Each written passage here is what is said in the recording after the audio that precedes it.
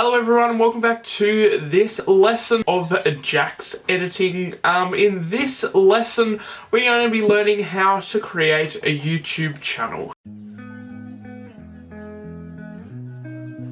Okay, so before we get right into the lesson, however, I think it is worth noting that to create a YouTube channel you do need a Google account. There's a video linked right up here on exactly how to create a Google account if you're unsure, and then you can come back to this video and continue on from here. Alright, so the first thing you want to do is go over to your browser and type in youtube.com and click right here at this one, https://www.youtube.com, and click on it. The other way you can do this is just come up here in your search bar, go to youtube.com and search it that way. Okay, so once you are here, you want to come up here to your profile icon and click it, and then click create a channel,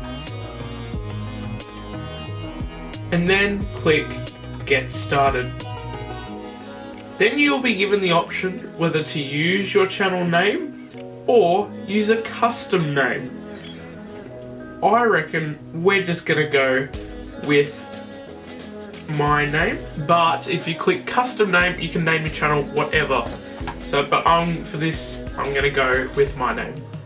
Once I've clicked select, Jack B has been created. Then I can upload a profile picture,